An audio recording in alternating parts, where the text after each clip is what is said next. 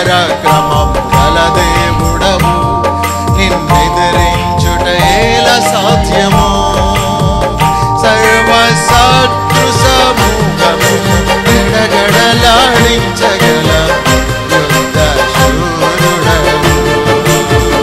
సర్వ శత్రు సమూహమును గడగడలాడించగల యుద్ధ శూరుడవు. హల్లెలూయా హల్లెలూయా హల్లెలూయా హల్లెలూయా హల్లెలూయా హల్లెలూయా. ఆరాధనా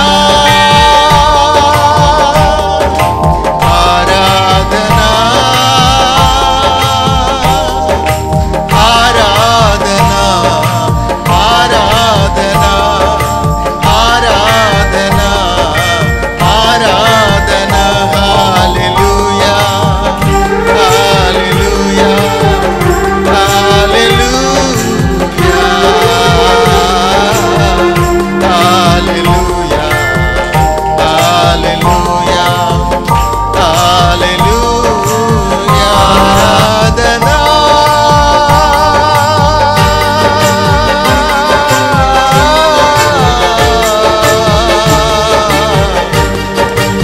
ఆరాధనా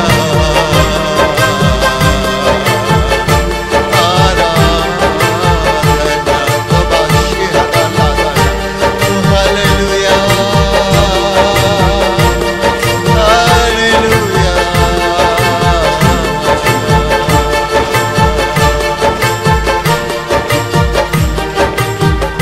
ఆరాధన మీకే యేసయ్యా, ఆరాధ్య దైవమా. అనుబంధము మీతో దేవా, జీవితాంతము. విలువైన రక్తం సిందించినావు, విలువైన రక్తం సిందించినావు. మా రక్షణ కొరకై మీకే స్తోత్రము, మా రక్షణ కొరకై మీకే స్తోత్రము. యేసయ్యా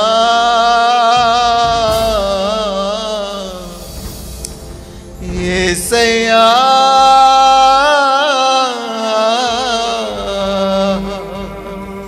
యేసయ్యా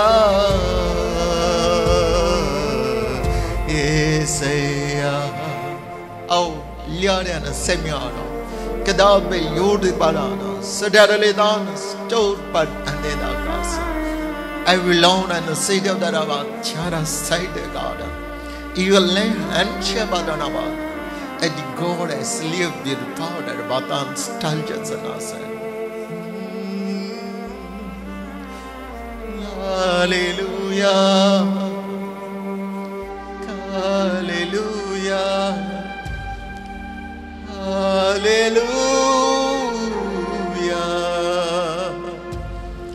Hallelujah.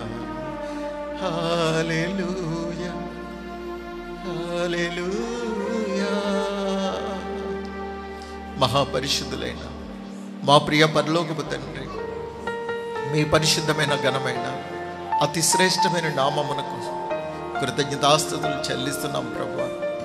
అయ్యా, ఈ ఆరాధన క్రమమంతటిని ఆది నుండి అంచెం వరకు మీ ఆధ్వర్యంలో మీ పరిశుద్ధాత్మ ప్రసన్నతలో అయ్యా మీ అభిషేకముతో నింపి మీ దీనదాసుని వాడుకోండి ప్రభు. ఇంతవరకు పాటల ద్వారా మీరు మహిమ పొందారు, స్తుతి ఆరాధన ద్వారా మీ దైవ సాన్నిధ్యాన్ని మేము అనుభవించాము. అందరూ బట్టి స్తోత్రాలు. వచ్చిన ప్రతి వారిని తృప్తిపరచండి, బలపరచండి, సర్వ సత్యములోనికి నడిపించండి. ప్రతి వారి జీవితంలో ఒక నూతన కార్యం ఈరోజు మీరు జరిగించి మీ నామమునకే మహిమ, ఘనత, కీర్తి, ప్రభావములు తెచ్చుకొనమని మా ప్రభువును రక్షకులైన యేసయ్య పరిశుద్ధ నామమును బట్టి ప్రార్థించి ఈ మనవులన్నీ పొంది ఉన్నామని నమ్ముచున్నాం నమ్మకమైన తండ్రి గారు. ఆమేన్. మరొకసారి అందరికీ వందనాలండి. అంతా బాగున్నారా? ఏది ఒకసారి మీ ముఖాల్లో ఆనందం చూడవండి. స్తోత్రం. ప్రభు మిమ్మల్ని అందరినీ బహుగా దీవించి ఆశీర్వదించునుగాక. ఆమేన్. ఆదికాండము 6వ అధ్యాయము 1 నుండి 6 వచనాల వరకు చదువుకుందాం. నరులు భూమి మీద విస్తరింపనారంభించిన తరువాత కుమార్తెలు వారికి పుట్టినప్పుడు దేవుని కుమారులు నరుల కుమార్తెలు చక్కని వారిని చూసి వారందరిలో తమకు మనసు వచ్చిన స్త్రీలను వివాహం చేసుకొనిరి. అప్పుడు యెహోవా, నా ఆత్మ నరులతో ఎల్లప్పుడూ వాదించదు, వారు తమ అక్రమ విషయములో నరమాత్రులై ఉన్నారు. అయినను వారి దినములు 120 ఏండ్లగున నేను ఆ దినములలో నెఫీలులను వారు భూమి మీద నుండిరి, తరువాతను ఉండిరి. దేవుని కుమారులు నరుల కుమార్తెలతో పోయినప్పుడు వారికి పిల్లలను కనిరి. పూర్వకాలము మందు పేరు పొందిన శూరులు వీరే. నరుల చెడుతనము భూమి మీద గొప్పదనియు వారి హృదయము యొక్క తలంపులలోని ఊహ అంతయు ఎల్లప్పుడూ కేవలము చెడ్డదనియు యెహోవా చూసి తాను భూమి మీద నరులను చేసినందుకు యెహోవా సంతాపము నొంది తన హృదయములో నొచ్చుకొనెను.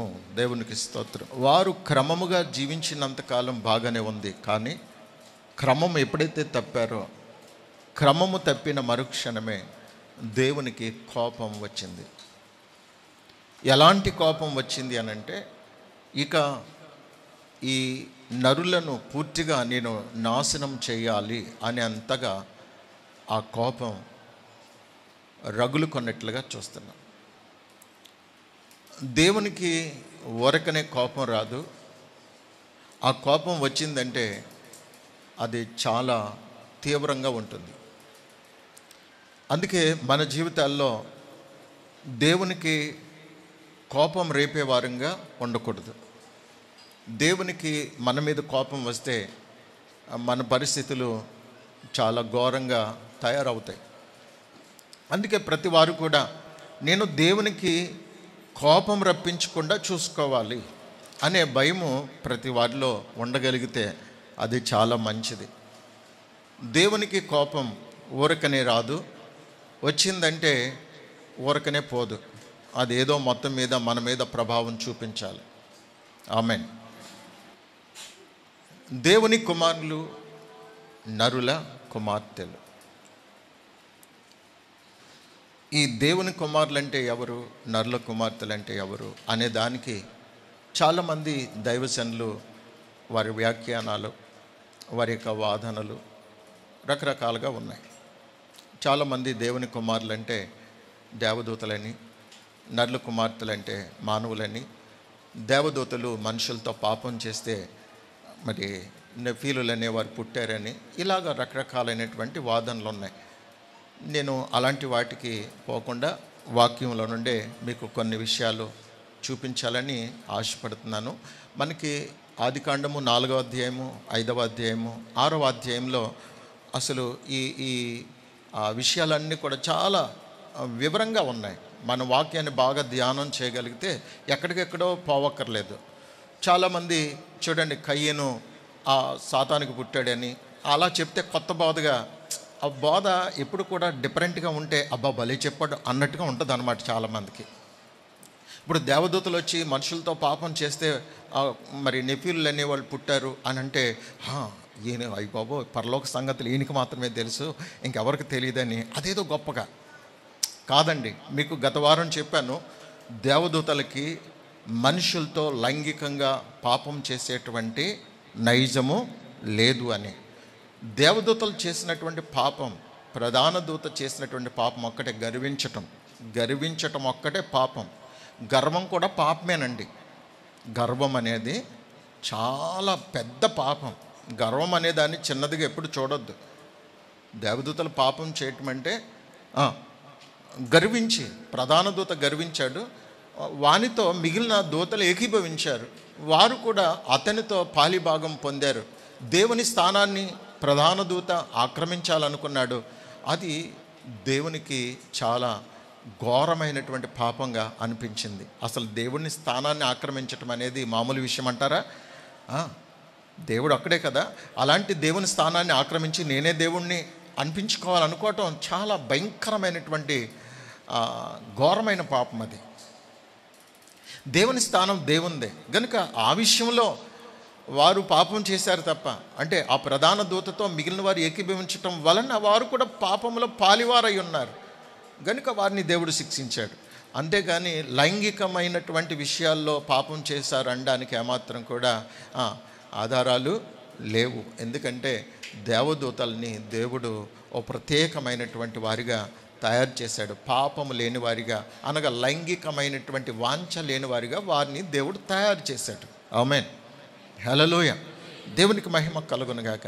ప్రియులరా, ఇక్కడ మనము చూడండి, దేవుని కుమారులంటే ఎవరు, నరుల కుమార్తెలంటే ఎవరు? ఆదికాండము 4వ అధ్యాయము 1 నుండి 24 వచనాల వరకు కూడా నరులు లేక నరుల కుమార్తెలకు సంబంధించింది. 4వ అధ్యాయంలో 25వ వచనం 26వ వచనం ఇది దేవుని కుమారులకు సంబంధించినటువంటి భాగం. ఇక 5వ అధ్యాయము చాలా తేటగా 6వ వచనం నుండి షేతు అనేటువంటి ఒక వ్యక్తి కనపడతాడు మనకు. 25వ వచనంలో 4వ అధ్యాయము 25వ వచనంలో కూడా అక్కడ షేతు కనపడతాడు. ఈ 5వ అధ్యాయము 6వ వచనం దగ్గర నుండి షేతు దగ్గర నుండి ఒక నూతన జనాంగం దేవుడు తన కొరకు ఏర్పాటు చేసుకోవటం జరిగింది. చూడండి, కయీను నుండి లెమెకు వరకు వారందరినీ కూడా నరుల జాబితాలో చేర్చినట్లుగా చూస్తాం.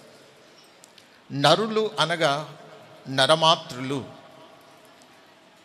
మానవ మాతృలు, వాళ్ళకి దైవ సంబంధమైన నైజం లేనివారు, కేవలం భూ సంబంధమైన జీవితం కొరకే వారు జీవించిన వారు.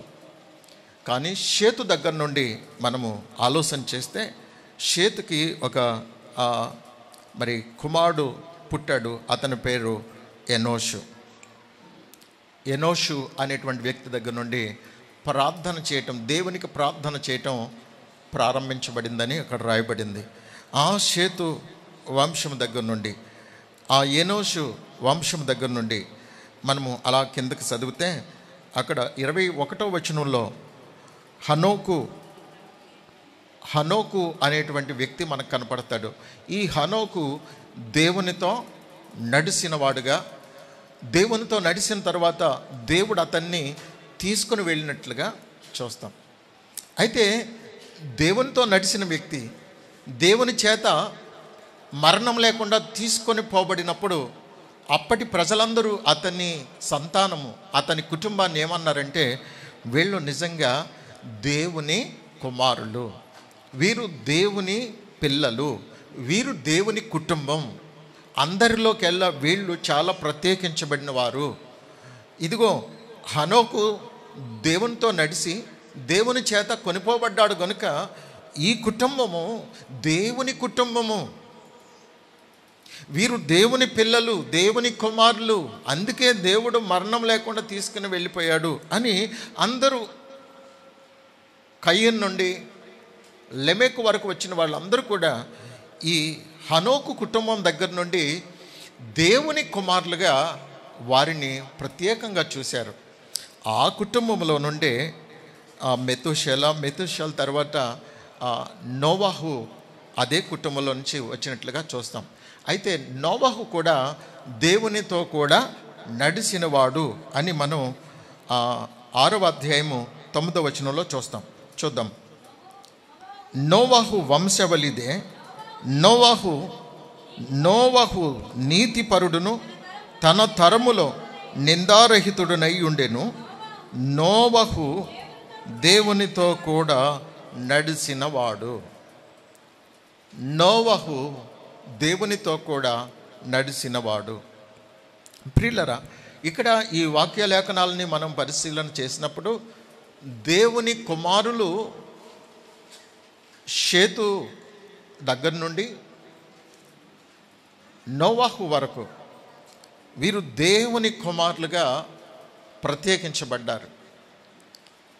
దేవుని ప్రత్యేకమైన జనాంగంగా వీరు జీవించటం ప్రారంభించారు. కానీ కయీను నుండి లెమెకు వరకు వారి జీవితం అంతా దుర్మార్గంగా, విచ్చలవిడిగా, వాళ్ళ ఇష్టానుసారంగా జీవించినట్లుగా ఆ లేఖనాల్లో మనం చూస్తాం. అయితే ఈ కయీను నుండి లెమెకు వరకు వచ్చినటువంటి ఆ సంతానములో ఉన్నటువంటి ఆ ఆడపిల్లలు ఈ షేతు దగ్గర నుండి హనోకు వరకు వచ్చినటువంటి మగ పిల్లల్ని ఆకర్షించే ప్రయత్నం చేశారు. ఎందుకంటే వాళ్ళు ఒక ప్రత్యేకమైన ప్రవర్తన విధానం కలిగి, దేవుని యందు భయము భక్తి కలిగి, దేవుని చేత ఆశీర్వదించబడిన ప్రజలుగా ఉన్నారు. కనుక ఈ నరుల కుమార్తెలుగా చెప్పబడేటువంటి శరీర సంబంధులు దైవికమైన భయభక్తులతో జీవించేటువంటి హనోకు కుటుంబంతో సంబంధాన్ని కలిగి ఉండాలని ఈ శరీర సంబంధులు తమ ప్రవర్తన చేత ఆకర్షించటం ప్రారంభించారు. రాయబడిన మాటను మనం చదివాం కదా, నరుల కుమార్తెలు చక్కని వారని చూశారట. దేవుని కుమారులు నరుల కుమార్తెలు చక్కని వారని చూశారంట. అంటే ఒక ఆడపిల్లలో, ఒక యవనస్తురాల్లో చక్కదనం అనేది ఎప్పుడు వస్తుంది? సాంప్రదాయంగా మంచి వస్త్రాలు ధరిస్తే ఎవరికి నచ్చరు. మోడర్న్ డ్రెస్సులు ఎప్పుడైతే వేశారో అప్పుడు కొంచెం చూడటానికి ఇంపుగా, చక్కగా కనపడతారు. అందుకే చాలామంది పిల్లలు మోడర్న్ డ్రెస్సులు వేయటానికి ఇష్టపడుతూ ఉంటారు. వాళ్ళ అమ్మ నాన్నలేమో ఈ డ్రెస్ వద్దు, బాగొద్దంటే నాకు అది వద్దు, ఇదే కావాలని మోడర్న్ డ్రెస్సులు వాడేవాళ్ళు చాలామంది ఉన్నారు.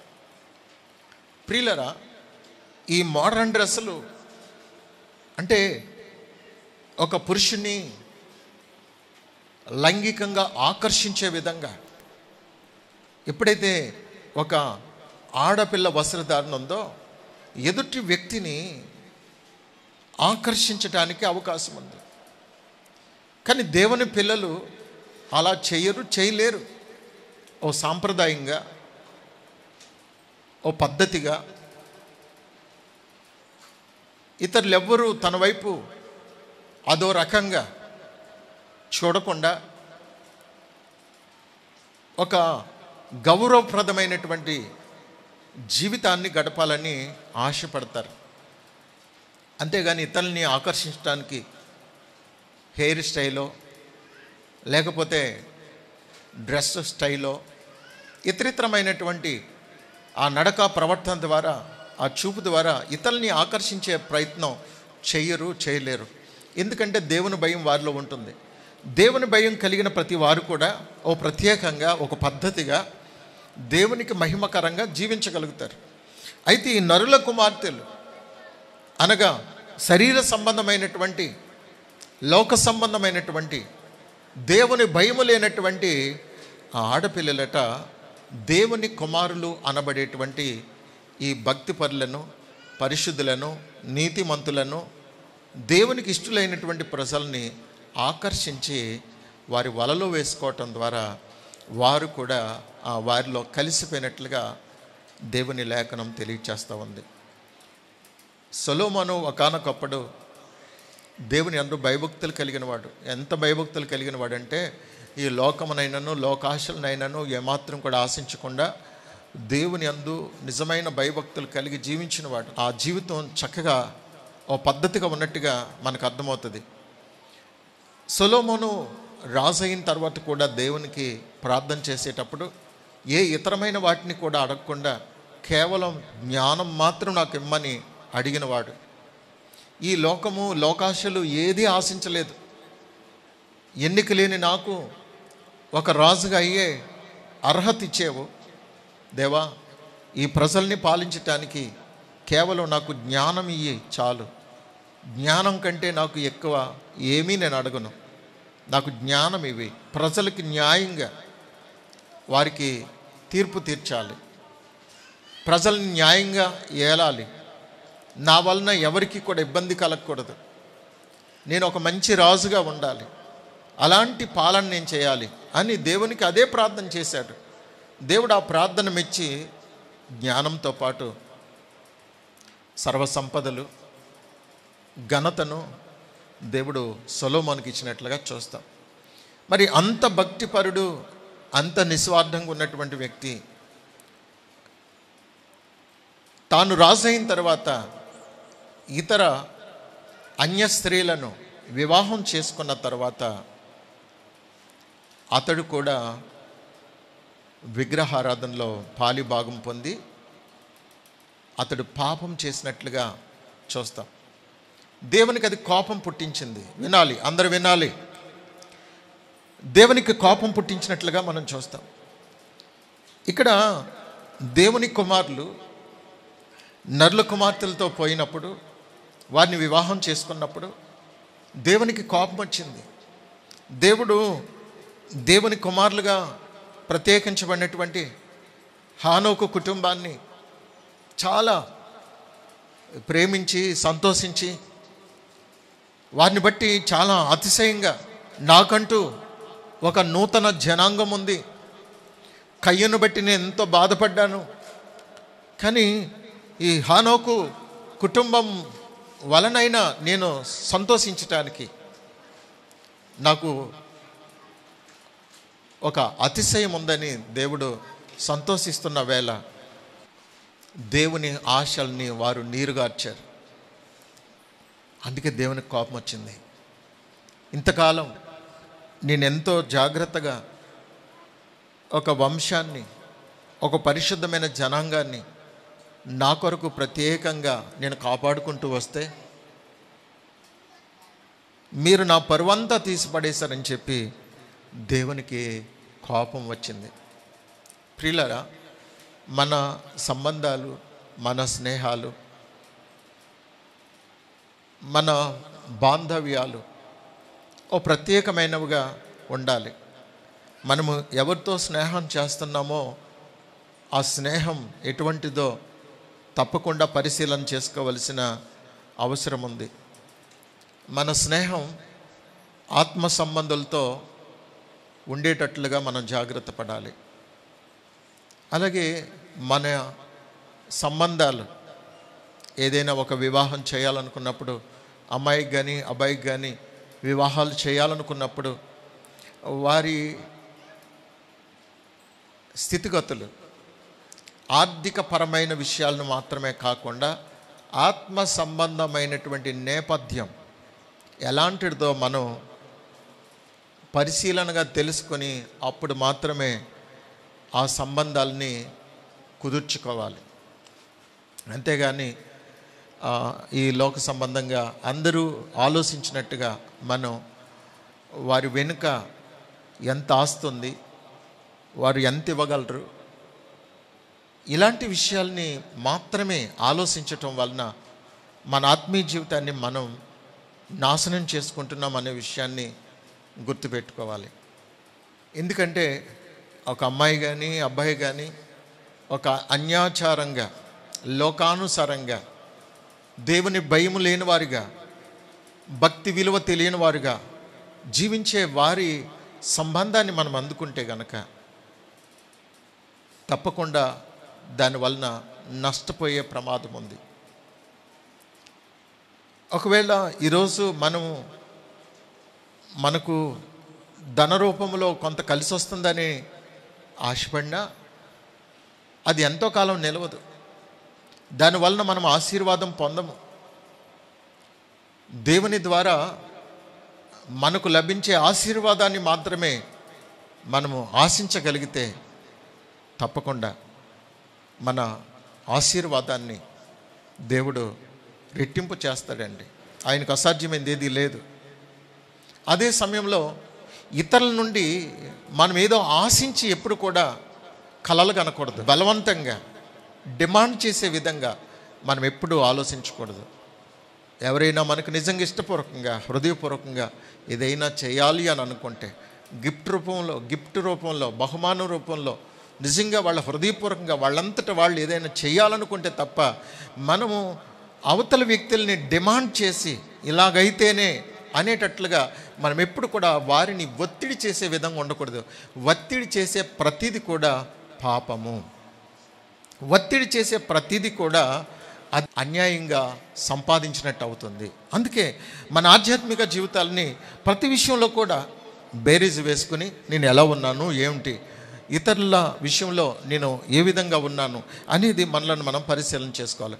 ఒకటి, సంబంధ విషయాల్లో స్నేహమైనా లేకపోతే వియ్యం అందుకునేటప్పుడైనా మనం చాలా జాగ్రత్తగా ఆలోచన చేయాలి. వీరితో ఈ స్నేహం నేను చేయొచ్చా, చేయకూడదా?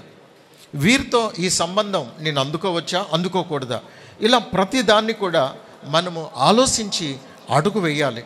ఆత్మ సంబంధమైన జీవితాన్ని మనము కాపాడుకుంటూ మన సంబంధాలు కూడా అలాంటివై ఉండేటట్లుగా ఎల్లప్పుడూ కూడా జాగ్రత్త పడాలి. నిర్లక్ష్యంగా ఉండకూడదు. నిర్లక్ష్యంగా ఉంటే మన జీవితాలని మనమే నాశనం చేసుకుంటున్నాం. దేవుని సన్నిధిలో ఇంత భక్తి శ్రద్ధలతో గడపటానికి గల కారణం మనము దేవునితో సహవాసం చేయాలి. ఆ సహవాసం ఒక రోజున మనకు ఆయనతో పాటు కలిసి ఉండేటువంటి ఆ ఆధిక్యతను మనం సంపాదించుకోవాలి. ఈరోజు దేవునితో నడవడం అనేది చాలా ప్రాముఖ్యమైన విషయం. దేవునితో నడిచేవారు ప్రత్యేకంగా ఉంటారు. దేవునితో నడవడం అనగా దేవుని వాక్య ప్రకారంగా జీవించటం. పేతురు రాసిన మొదటి పత్రిక 1వ అధ్యాయము 22వ వచనం, మీరు క్షయ బీజము నుండి కాక శాశ్వతమగు జీవము గల దేవుని వాక్య మూలముగా అక్షయ బీజము నుండి పుట్టింపబడిన వారు గనుక నిష్కపటమైన సహోదర ప్రేమ కలుగునట్లు మీరు సత్యమునకు విధేయులవుట చేత మీ మనసులను పవిత్రపరుచుకునిన వారయ్యుండి ఒకనినొకడు హృదయపూర్వకముగాను మిక్కుటముగాను ప్రేమించుడి. దేవునికి మనము క్షయబీజము నుండి కాక అనగా శారీరకమైనటువంటి పుట్టుక ఈ లోకంలో ఒక మనిషిగా జీవించటానికి దేవుడు మనకిచ్చినటువంటి ఒక క్రమం. ఇది క్షయబీజం. ఒకరోజు ఈ శరీరం క్షీణించిపోతుంది. కానీ అక్షయమైన బీజం ఉంది. ఈ అక్షయమైన బీజం వాక్యమని దేవుని వాక్యం తెలియచేస్తుంది. అనగా వాక్యము ద్వారా పుట్టేటువంటి ఒక నూతన జన్మ అనుభవం ఒకటి ఉంది. ఈ నూతన జన్మ అనుభవం మనకి ఎలా లభిస్తుందంటే అక్షయ బీజమైన వాక్యము ద్వారా మనం పుట్టింపబడ్డాం. వాక్యము ద్వారా నూతనపరచబడ్డాం. వాక్యము ద్వారా మనం రూపాంతరపు అనుభవంలోనికి వచ్చాం.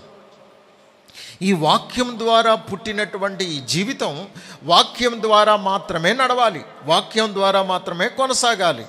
ఈ వాక్యం ద్వారా కొనసాగగలిగేటువంటి మనస్సు మనకు ఉంటే మన జీవితం అంతా వాక్యానుసారంగానే ఉంటుంది.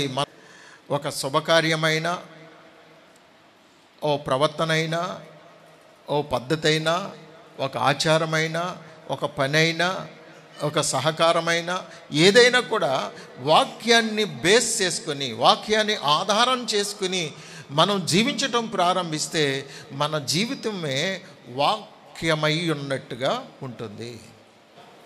దేవుని పిల్లలంగా లోకానికి ప్రత్యేకంగా కనపడతాం. వాక్యం చాలా శక్తివంతమైందండి. వాక్యమే నీకు ఆధారమై ఉండాలి. నువ్వు ఏది చేసినా వాక్యమే నీకు ఆధారమై ఉన్నప్పుడు, వాక్యం చెప్పినట్టుగా నేను జీవించాలనుకున్నప్పుడు నీ జీవితంలో వాక్యం చాలా స్పష్టంగా కనపడుతుంది. నీవు వాక్యం ద్వారా పుట్టిన వ్యక్తిగా కనపడతావు. వాక్యం అనగా దేవుడే. ఆది యందు వాక్యముండెను, వాక్యము దేవుని యొద్ద ఉండెను, వాక్యము దేవుడై ఉండెను. దేవుడై ఉన్న వాక్యాన్ని మన జీవితంలో కలిగి ఉంటే అప్పుడు మనము దేవుని పిల్లలం అవుతాం, దేవుని కుమారులం అవుతాం. ఎందుకంటే వాక్యం అంటే దేవుని బీజం, దేవుని నైజం, దేవుని విత్తనం. దేవుడు ప్రేమ అయి ఉన్నాడు కనుక మనం కూడా ప్రేమ కలిగిన వారంగానే ఉంటాము. దేవుని ప్రేమ, దేవుని పరిశుద్ధత, దేవుని నీతి, దేవుని క్షమాగుణం, ఇవన్నీ కూడా దేవుని నుండి మనకు సంక్రమిస్తాయి. ఈ దేవుని వాక్యం మూలంగా జీవించే మనలో చూడండి, 2వ అధ్యాయము, పేతురు రాసిన మొదటి పత్రికలోనే 2వ అధ్యాయము 21వ వచనం చదువుదాం. క్రీస్తు కూడా మీ కొరకు బాధపడి మీరు తన అడుగు జాడల యందు నడుచుకొనున్నట్లు మీకు మాదిరి ఉంచిపోయెను. ఆయన పాపము చేయలేదు, ఆయన నోటను ఏ కపటమునో కనబడలేదు. మనము బాధపడినా పర్వాలేదు, కానీ యేసుక్రీస్తు ప్రభుల వారి యొక్క అడుగు జాడల యందు మాత్రమే నడవాలి. యేసుక్రీస్తు ప్రభు వారి యొక్క అడుగు జాడలు జ్ఞాపకం చేసుకుంటే, యేసుక్రీస్తు ప్రభు వారిని తీర్పు తీర్చిన నిలబెట్టారు, రాళ్ళు పరిసిన స్థలమందు నిలవబెట్టారు. ఆ రాళ్ళు ఆయన పాదాలకి గుచ్చుకొని మనులు తీరినటువంటి ఆ రాళ్ళు గుచ్చుకొని ఆయన పాదాలు గాయాలైనవి. ఆయన మీద సిలువ మోపి ఆ గొల్గొతా కొండపైకి తీసుకుని వెళ్తున్నప్పుడు ఆయన ప్రతి అడుగు కూడా రక్తసిక్తమైన అడుగులుగా, ఆ పాదముద్రలు ఆయన నడిచిన మార్గం గుండా రక్తపు అడుగులే కనిపించాయి.